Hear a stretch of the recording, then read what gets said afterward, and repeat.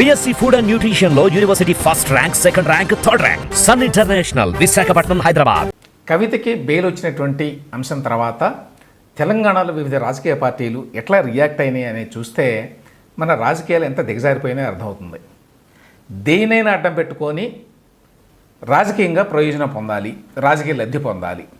అందులో వాస్తవం ఉందా లేదా, మనం చేసేటువంటి స్టేట్మెంట్స్ వ్యవస్థల మీద ఏ రకమైన ప్రభావం చూపుతాయి అనేది లేదు. దీనివల్ల ఇంకొక నష్టం ఏంటంటే నిజంగా ఎవరు అవినీతి పరులు, ఎవరు కాదు అనే విషయాన్ని కూడా అర్థం చేసుకోలేనటువంటి ఒక పరిస్థితుల్లోకి ప్రజలు నెట్టడం. కవితకి బెయిల్ వచ్చిన తర్వాత బీజేపీ నాయకుడు బండి సంజయ్ కుమార్ ఒక ట్వీట్ చేశారు. Congratulations to the Congress party and it's advocates for securing bail for BRS MLC in the infamous liquor scam. Congress పార్టీకి ఆయన కంగ్రాచ్యులేషన్ చెప్తున్నాడు కల్వకుంట్ల కవితకి బెయిల్ వస్తే. అంటే ఏంటి, కాంగ్రెస్ పార్టీ వారే ఎంతో కష్టపడి కవితకి బెయిల్ ఇప్పించారు అని. ఎందుకు ఇప్పిస్తారు? కాంగ్రెస్ పార్టీ బెయిల్ ఇప్పించడానికి కారణం ఏంటి తెలియదు. This bail is a win for both BRS and Congress. BRS leader is out on bail and the Congress man gets to Rajya Sabha. ఇదన్నమాట వాళ్ళు చెప్పే రీజను. ఏంటి రీజన్ అంటే, గతంలో కల్వకుంట్ల కవిత బెయిల్ విషయంలో అభిషేక్ మను సింఘ్వి వాదించారు కొన్ని కేసుల్లో ఈ బెయిల్కి సంబంధించి. ఆ తర్వాత ఇప్పుడు ముకుల్ రోహత్తగి యాక్చువల్గా నిన్న సుప్రీంకోర్టులో వాదించింది. గతంలో అభిషేక్ మను సింఘ్వి వాదించాడు కాబట్టి, ఆయన కాంగ్రెస్ పార్టీకి చెందిన వ్యక్తి కాబట్టి, ఆయన్ని ఇప్పుడు తెలంగాణ నుంచి కాంగ్రెస్ పార్టీ రాజ్యసభకు పంపించింది కాబట్టి ఆయనకి ఈయనకేదో లింక్ ఉన్నది. ఇది చాలా స్ట్రెచ్ చేసి మాట్లాడడం, ఓవర్ స్ట్రెచ్ చేయటం అన్నమాట. Too much of a stretch. ఎందుకంటే లాయర్లు అందరికీ వాదిస్తారు. ముకుల్ రోహత్గి ఫర్ ఎగ్జాంపుల్ ఆయన ఇప్పుడు కవిత గారికి వాదించాడు. గతంలో మరి చంద్రబాబు నాయుడు గారికి వ్యతిరేకంగా వాదించాడు. కొన్ని కేసుల్లో చంద్రబాబు నాయుడు గారికి అనుకూలంగా కూడా వాదించాడు గతంలో. కాబట్టి లాయర్లు ఎటువైపు వాదిస్తారు అనే దాన్ని బట్టి వాళ్ళ యొక్క పార్టీ అఫిలియేషన్స్ని దృష్టిలో పెట్టుకొని మాట్లాడడం కరెక్ట్ కాదు. ఇది అందరికీ తెలిసిన వాస్తవం. వీళ్ళందరూ డబ్బులు ఇస్తే ఎవరికైనా వాదిస్తారు. లాయర్ల పనే అది. You cannot find fault with it. Just because Abhishek Manu Singhvi గతంలో కల్వకుంట్ల కవిత బెయిల్ విషయంలో కొన్ని వాదనలు చేశాడు కాబట్టి కోర్టులో, అంత మాత్రం చేత కాంగ్రెస్ పార్టీ అభిషేక్ మను సింఘ్వికి రాజ్యసభ ఇచ్చింది అని చెప్పడం అనేది అది ఏ రకంగా చూసినా కూడా సమంజసం అనిపించదు, ఏ రకంగానూ లాజికల్ అనిపించదు. అభిషేక్ మను సింఘ్విని రాజ్యసభకి పంపించడానికి కారణం ఏంటి? కాంగ్రెస్ పార్టీలో ఆయన భాగస్వామి, ఆయన ఆ పార్టీలో ఉన్నాడు, ఆ పార్టీ సభ్యుడు, ఆ పార్టీ నాయకుడు, ప్లస్ ఆ పార్టీకి సంబంధించిన అనేకమైన కీలకమైన కేసులను ఆయన వాదిస్తున్నాడు. రాహుల్ గాంధీ మీద కేసులు, సోనియా గాంధీ మీద కేసులు, ఇట్లాంటి చాలా కేసులు ఉన్నాయి. ఆ కేసులను వాదిస్తున్నాడు. అందుకు కృతజ్ఞతగా బహుశా తెలంగాణ నుంచి ఆయన రాజ్యసభకు పంపించారు. అయితే రేవంత్ రెడ్డి గారు అప్పట్లో డివిజన్ ఇష్యూస్ మీద మనకు చాలా సహాయం చేస్తాడు అని చెప్పి దాన్ని కొంచెం కవర్ చేసుకోవడానికి ప్రయత్నించిన మాట వాస్తవం. సరే, అది మళ్ళీ పొలిటికల్లే. అక్కడ కూడా వాస్తవ కారణం ఏమిటి? అభిషేక్ మను సింఘ్విని రాజ్యసభకి పంపించడానికి కాంగ్రెస్ పార్టీ తెలంగాణ నుంచి ఇక్కడ అవకాశం ఉంది పంపించడానికి. వాళ్ళకి అవసరం చాలా అభిషేక్ మను సింఘ్వి తోటి ఢిల్లీలో, ఆ కారణం చేత పంపించారు. సో ఈయన గతంలో ఎప్పుడో కవిత గారికి వాదించాడు కాబట్టి అదేదో లింక్ ఉన్నది అని చెప్పటం అంటే అంతకంటే అర్ధరహితం ఇంకొకటి లేదు అనేది నా భావన. ఈ విషయంలో బండి సంజయ్ ఈ రకమైన ప్రకటన చేయడం కరెక్ట్ కాదు అనేది నా వ్యాఖ్య. ఎందుకంటే ఈయన కేంద్ర ప్రభుత్వంలో హోమ్ మినిస్టర్గా ఉన్నాడు. హోమ్ మినిస్టర్గా ఉన్న వ్యక్తి ఏం చెప్తున్నాడు? కాంగ్రెస్ పార్టీలో ఉన్నటువంటి లాయర్ వాదించడం వల్ల సుప్రీంకోర్టు ఇచ్చింది అని చెప్తున్నాడు. అంటే సుప్రీంకోర్టు బెయిల్ ఇవ్వడానికి కారణం కాంగ్రెస్ పార్టీలో ఉన్నటువంటి అభిషేక్ మను సింఘ్వి గతంలో వాదించడమా, లేక నిన్న ముకుల్ రోహత్తగి వాదించడమా, లేకపోతే ఈడీ తరఫున సిబిఐ తరఫున వాదించినటువంటి అసిస్టెంట్ సొలిసిటర్ జనరల్ ఎస్వి రాజు చేసిన వాదనలతోటి సుప్రీంకోర్టు ఏకీభవించకపోవడమా? అంటే ఓవరాల్గా సుప్రీంకోర్టు వ్యవస్థ మీద కూడా అనుమానాలు రేకెత్తించే విధంగా మనం మాట్లాడుతున్నాం దీనివల్ల. అందులోనూ బయట వ్యక్తులు మాట్లాడితే పర్వాలేదు.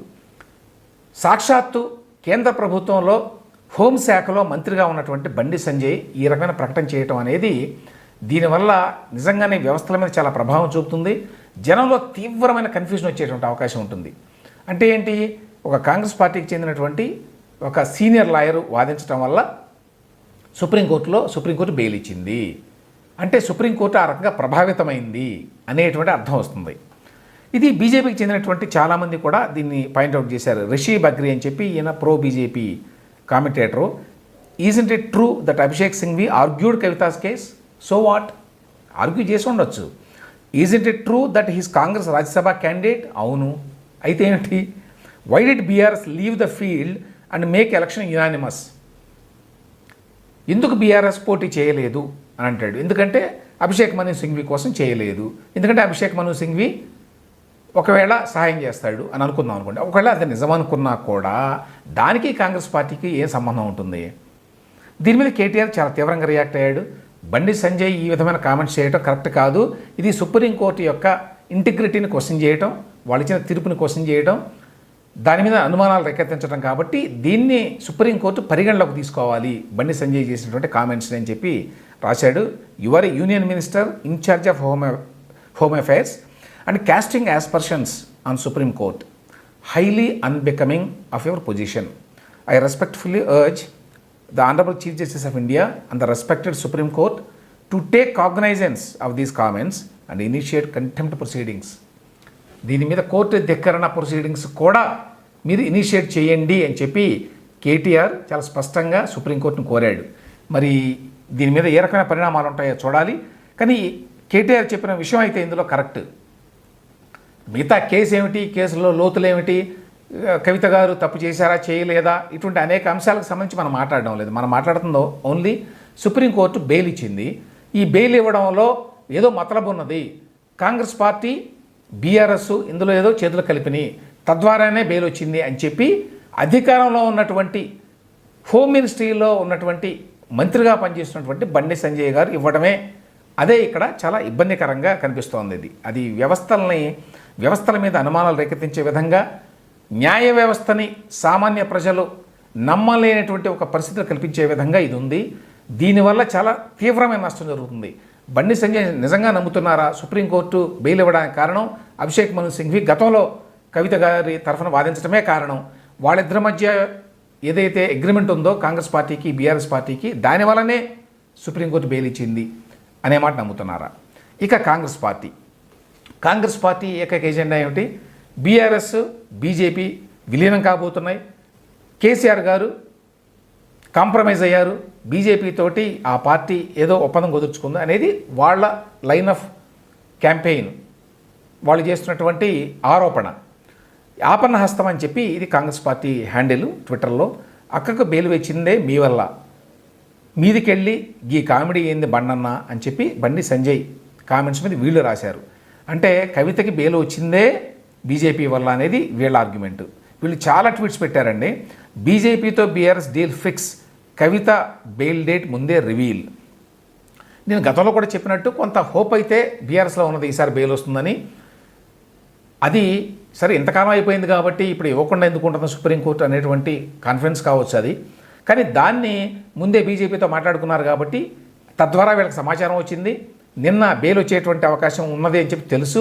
అందుకనే భారీ ఎత్తున ఢిల్లీకి వెళ్ళి అందరూ అంత ప్రిపేర్డ్గా ఉన్నారు అని చెప్పి కొంత గాసిపు స్పెక్యులేషన్ అన్నమాట వాస్తవం. దానిని ఆపన్న హస్తం ఈ హ్యాండిల్లో వీళ్ళు ఈ విధంగా దాన్ని ప్రకటన చేస్తున్నారు. బీజేపీతో బీఆర్ఎస్ డీల్ ఫిక్స్, కవిత బెయిల్ డేట్ ముందే రివీల్ అని చెప్పి.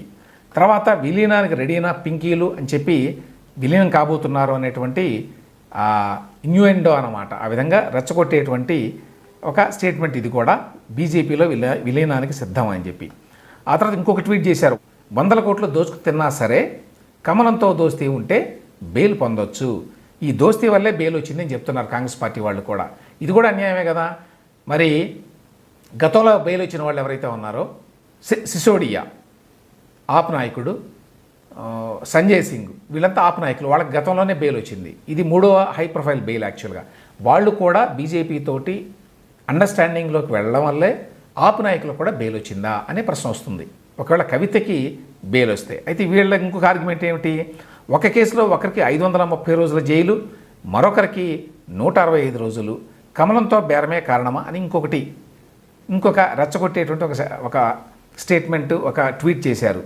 ఓకే, సిసోడియం 530 రోజులు ఉన్నాడు కాబట్టి కవిత కూడా 530 రోజులు ఉండాలి అని చెప్పి అనడం, అందులో ఏమైనా న్యాయం ఉందా? వాళ్ళ యొక్క పాత్రను బట్టి, వాళ్ళ మీద ఉన్న ఆధారాలను బట్టి సుప్రీంకోర్టు ఒక నిర్ణయానికి వచ్చింది. దాన్ని పట్టుకొని సిసోడియా 530 రోజులు ఉన్నాడు కాబట్టి ఇప్పుడు ఖచ్చితంగా కల్వకుంట్ల కవిత కూడా ఉండాలి. అదేవిధంగా రేపు అరవింద్ కేజ్రీవాల్ కూడా 530 రోజులు ఉండాలని చెప్తామా? కమలంతో బేరం తైతక్కకు మోక్షం అనేది కొంచెం బిలో ద బెల్ట్ విమర్శ అనుకోండి. బెయిల్ వచ్చింది, విలీనం మిగిలింది. బీజేపీ పెద్దలతో హరీష్ కేటీఆర్ భేటీ.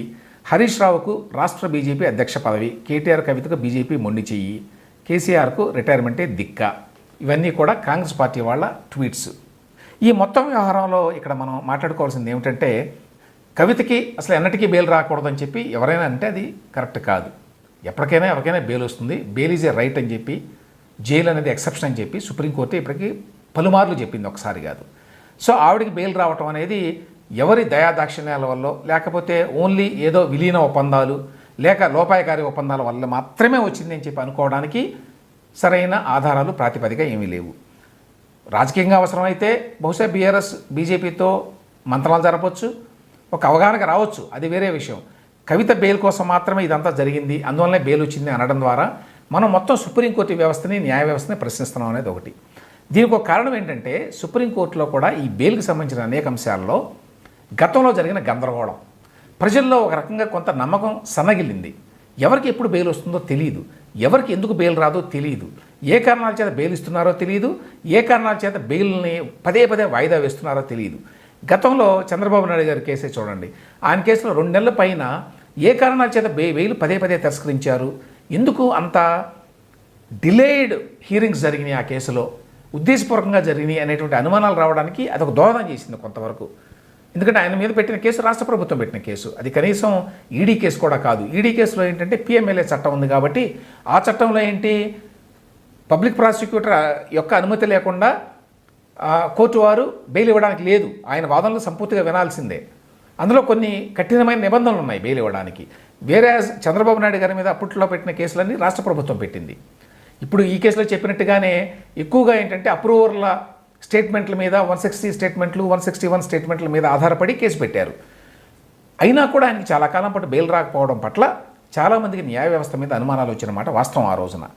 అదేవిధంగా చాలా కేసుల్లో జరుగుతోంది. ఇప్పుడు అరవింద్ కేజ్రీవాల్ అరెస్టు విషయంలో కానివ్వండి, మనీష్ సిసోడియాని అరెస్ట్ చేసి అంతకాలం పాటు జైల్లో పెట్టడం కానివ్వండి, వీటి మీద అనుమానాలు ఉన్నాయి ప్రజలకి. న్యాయ వ్యవస్థ సక్రమంగా పనిచేస్తుందా లేదా, బెయిల్ విషయంలో రాజకీయ ప్రలోభాలు ఉన్నాయా, రాజకీయ ఒత్తిళ్లు ఉన్నాయా, బీజేపీ తనకున్న అధికారాన్ని ఉపయోగించి సుప్రీంకోర్టుని ప్రభావితం చేస్తోందా, రాజకీయ శత్రువుల్ని ఈ బెయిలు జైలు అనేటువంటి ఒక సూత్రంతో అణిచివేయాలని, కంట్రోల్ చేయాలని చూస్తోందా, ఇట్లాంటి అనుమానాలు రావడానికి బీజేపీ వైఖరి కొంతవరకు కారణం అనేది వాస్తవం. అదేవిధంగా సుప్రీంకోర్టు కూడా చాలా విషయాల్లో కొంత గ్రే ఏరియాస్ను వదిలిపెట్టేసింది. ఎవరికి ఎందుకు బెయిల్ వస్తుంది, ఎందుకు రావడం లేదు అనే విషయంలో ప్రజలకు చాలా అనుమానాలు కలిగించే విధంగా సుప్రీంకోర్టు గతంలో ఇచ్చిన కొన్ని తీర్పులు, కొన్ని నిర్ణయాలు ఉన్నాయి. దానివల్ల కూడా ఇవాళ ఈ రకమైన స్టేట్మెంట్స్ పొలిటికల్ లీడర్స్ ఇస్తే వాటిని ఎంతో కొంత నిమ్మేటువంటి పరిస్థితి ఇవాళ సమాజంలో వచ్చింది. లేకపోతే కవితకి బెయిల్ రాకూడదని ఎవరు చెప్పలేరు. మరి స్వయంగా హోమ్ మినిస్ట్రీలో ఉన్నటువంటి సహాయ మంత్రిగా ఉన్నటువంటి బండి సంజయ్ కుమార్ ఈ విధమైన స్టేట్మెంట్ ఇవ్వడం, అదేవిధంగా కాంగ్రెస్ పార్టీ ఏమో బీజేపీకి బీఆర్ఎస్కి మధ్య ఒప్పందం కుదిరింది, అందువల్లనే సుప్రీంకోర్టు బెయిల్ ఇచ్చింది అంటే ఈవెన్ కాంగ్రెస్ పార్టీ కూడా అదే విధమైన ఆర్గ్యుమెంట్ చేస్తోంది. వాళ్ళు కూడా ఏమంటున్నారు, సుప్రీంకోర్టు ప్రభుత్వం యొక్క ఇన్ఫ్లుయెన్స్ వల్ల బెయిల్ ఇచ్చారు అనేది పరోక్షంగా చెప్తున్నారు వాళ్ళు కూడా. అంటే వాళ్ళు కూడా న్యాయ వ్యవస్థ మీద అనుమానాలు రేకెత్తిస్తున్నారు. అందరూ రేకెత్తిస్తున్నారు. బీజేపీ అధికారంలో ఉన్న బీజేపీ రేకెత్తిస్తోంది, ప్రతిపక్షంలో ఉన్న కాంగ్రెస్ పార్టీ రేకెత్తిస్తోంది. ఇక బీఆర్ఎస్ పార్టీ కూడా వాళ్ళకి అనుకూలంగా ఉన్నప్పుడు ఒక రకంగా, లేనప్పుడు ఒక రకంగా మాట్లాడతారు. కాబట్టి I'm not actually taking the side of BRS. I been a critic of BRS and so many issues. అయితే ఇక్కడ పాయింట్ ఏమిటంటే, కవితకి ఈ విధంగా బెయిల్ రావడం అనేది అది సహజ న్యాయ సూత్రాల్లో భాగంగానే చూస్తున్నాను నేను. ఆవిడకి ఎప్పటికైనా బెయిల్ రావాలి, ఇంతకాలం తర్వాత కూడా బెయిల్ రాకపోవడానికి రీజన్స్ ఏమీ లేవు. ఇన్ఫ్యాక్ట్ సుప్రీంకోర్టు ఆఫర్ చేసిన రీజన్స్ అన్ని చూస్తే మనకు ఆ విషయం స్పష్టం అవుతుంది. అది నేను వేరే వీడియో కూడా చేశాను, సుప్రీంకోర్టు ఎందుకు ఇచ్చింది బెయిల్ అనేది, 10 కారణాలు ఏమిటి అనేది. సో ఆవిడకి బెయిల్ రావడం అనేది ఏదో అన్యాయంగా వచ్చింది, అక్రమంగా వచ్చింది, చట్టవిరుద్ధంగా వచ్చింది అని చెప్పడానికి ఏ రకమైన ప్రాతిపదిక బేసిస్ లేదు. ఈ నేపథ్యంలో ప్రధానమైన పొలిటికల్ పార్టీస్ బీజేపీ కానివ్వండి, కాంగ్రెస్ పార్టీ కానివ్వండి, బీఆర్ఎస్ కానివ్వండి, ఈ రకమైన స్టేట్మెంట్స్ ఇవ్వడం ద్వారా న్యాయ వ్యవస్థ మీద ప్రజల్లో పూర్తిగా అనుమానాలు రేకెత్తిస్తున్నారు, నమ్మకాన్ని కోల్పోయేట్టుగా చేస్తున్నారు. దీనివల్ల ఏది నిజం ఏది కాదు అనేది అర్థం కావడం వల్ల బాధ్యతారహితంగా అన్ని రాజకీయ పార్టీలు మాట్లాడుతున్నాయి. దీనికి ఒక ముగింపు పలకాల్సిన అవసరం ఉంటుంది.